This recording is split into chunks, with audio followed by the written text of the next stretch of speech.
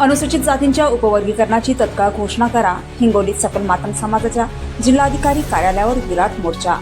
शेकडो महिला पुरुषांचा सहभाग. जिल्हाधिकाऱ्यांमार्फत मुख्यमंत्र्यांना निवेदन सादर. महाराष्ट्र राज्यात अनुसूचित जातींचे अ, ब, क, ड नुसार उपवर्गीकरण करून त्याची तत्काळ घोषणा करण्यात यावी या मुख्य मागणीसाठी आज हिंगोली शहरात सकल मातंग समाज बांधव व भगिनींच्या वतीने जिल्हाधिकारी कार्यालयावर एक भव्य विराट आक्रोश महामोर्चा काढण्यात आला. या मोर्चात शेकडोच्या संख्येने महिला व पुरुष समाज बांधव आक्रमकपणे सहभागी झाले होते. अण्णाभाऊ साठे पुतळा परिसर येथून या विराट आक्रोश मोर्चाला क्रांतीचा जयघोष करत सुरुवात झाली. शहराच्या मुख्य मार्गावरून शिस्तबद्ध आणि तितक्याच आक्रमकपणे काढण्यात आलेला हा मोर्चा जिल्हाधिकारी कार्यालयावर धडकला. यावेळी मोर्चेकऱ्यांनी आपल्या न्याय हक्कासाठी जोरदार घोषणाबाजी करून परिसर दणाणून सोडला होता. मोर्चा जिल्हाधिकारी कार्यालयावर पोहोचल्यानंतर समाजाच्या शिष्टमंडळाने जिल्हाधिकाऱ्यांमार्फत राज्याचे मुख्यमंत्री देवेंद्र फडणवीस यांना मागण्यांचे सविस्तर निवेदन सादर केले.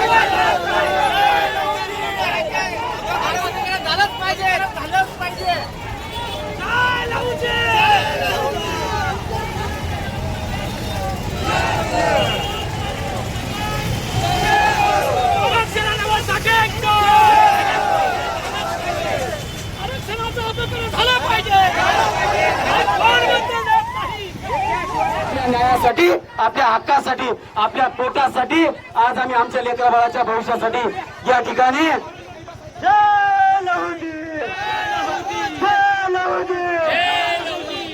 या ठिकाणी विराट सकल मातंग समाज 12 पगड जातीतून, मांगवाड्यातून, 12 गाव खेड्यातून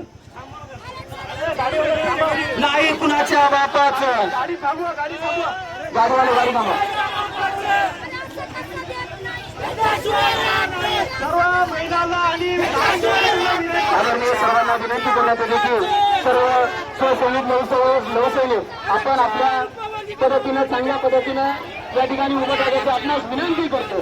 हा समाज अतिशय गरीब शिस्तबद्ध समाज आहे आणि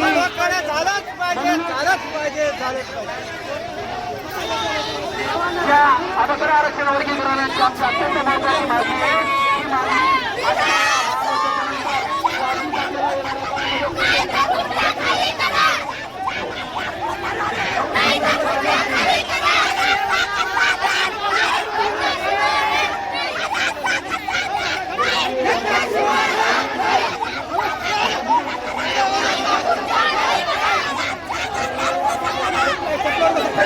आजचा मोर्चाचा कारण अधिकरण व्हायला पाहिजे. लेकरा बाळाला, मुला बाळाला शिक्षण मिळालं पाहिजे. काहीतरी आपल्याला मिळगत झाली पाहिजे. अबकड झालं पाहिजे. याच्यासाठी मोर्चा काढला. अण्णाभाऊ साठेच्या पुतळ्यापासून काढला तर इथं हे कलेक्टर ऑफिस पासून आला. पाय मोर्चा काढला. मोर्चाचं कारण आमच्या समाजाला अन्याय अत्याचार होतात म्हणून प्रशासनावर दुर्लक्ष करत आहे. म्हणून आम्ही हा आक्रोश मोर्चा ठेवला आहे. तरी आमचा एकच उद्देश आहे, आमच्या मुलाबाळाला सर्व्हिस मध्ये प्रत्येकाला घेतलं पाहिजे कुठं नाही कुठं तरी. सर्व भावात गेलं, जिकडे पाहावं तिकडे आमच्या योजना दुसऱ्या आमच्या भावाने घेतलेल्या आहेत, याचं मात्र शासनाने लक्ष ठेवलं पाहिजे. म्हणून ही आमची मागणी आहे.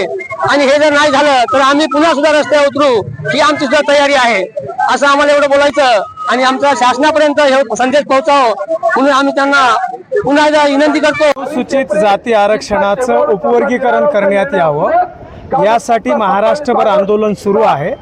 राज्य सरकारनं या प्रश्नाचा अभ्यास करण्यासाठी 1 ऑगस्ट 2024ला जो काही निर्णय आला सुप्रीम कोर्टाचा की अनुसूचित जातीच्या आरक्षणाचं उपवर्गीकरण करता येऊ शकते आणि तसा तो अधिकार राज्यांना आहे.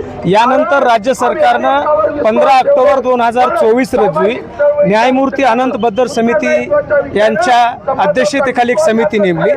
त्या समितीनं आपला अभ्यास पूर्ण करून 15 ऑक्टोबर 25 रोजी 15 मार्च रोजी तो अहवाल सादर केलेला आहे. आता त्या अहवालाच्या अनुषंगानं दुसरी एक समिती नेमली होती, राजेश अग्रवाल मुख्य सचिव महाराष्ट्र. या राजेश अग्रवाल समितीचा सुद्धा कालावधी संपलेला आहे. आता बदर समितीचा अहवाल राज्य मंत्रिमंडळामध्ये ठेवणे आणि अनुसूचित जातीच्या आरक्षणाचं अ आणि ब अशा स्वरूपाचं वर्गीकरण करण्यात यावं, या प्रमुख मागणीसाठी आज हिंगोली जिल्हाधिकारी कार्यालयावर हजारो समाज बांधवांचा मोर्चा काढण्यात आलेला आहे. आमचं म्हणणं एवढंच आहे, हा समाज अनुसूचित जाती संवर्गातला वंचित उपेक्षित आरक्षणाच्या लाभापासून दुर्लक्षित असलेला हा समाज आहे आणि या समाजाला मुख्य प्रवाहामध्ये आणायचं असेल तर अनुसूचित जातीच्या आरक्षणाचं उपवर्गीकरण हा त्यावरचा उपाय आहे. मुख्यमंत्री माननीय देवेंद्र फडणवीस यांनी या समाजाला दिलेले काय अभिवचन आहे, निवडणुकीच्या तोंडावर आम्ही वर्गीकरण करू, ते म्हणतात लवकर करू, परंतु अभ्यासामध्ये मोठा कालावधी जातोय. आता भरती प्रक्रिया सुरू आहे, त्या भरती प्रक्रिया सुरू असताना सुद्धा ती भरती प्रक्रिया थांबवा अशी आमची मागणी असताना तरी परंतु याला विलंब का होतो? विलंब होतोय हा या मोर्चाच्या माध्यमातून मोठ्या प्रमाणात समाज संताप व्यक्त करतोय. मुंबईला आझाद मैदानावर लोकस्वराज्य आंदोलनाच्या वतीनं वज्रमुठ आंदोलन सुरू आहे. 19 मे रोजी तरुण शेकडो कार्यकर्ते मंत्रालय आणि आझाद मैदानामध्ये आक्रोश करून सरकारचं लक्ष वेधलेले आहेत. आता आमचं एवढंच म्हणणं आहे, सरकार या समाजामध्ये तरुणांनी आत्महत्या कराव्यात अशा प्रकारची अपेक्षा बाळगून आहे का?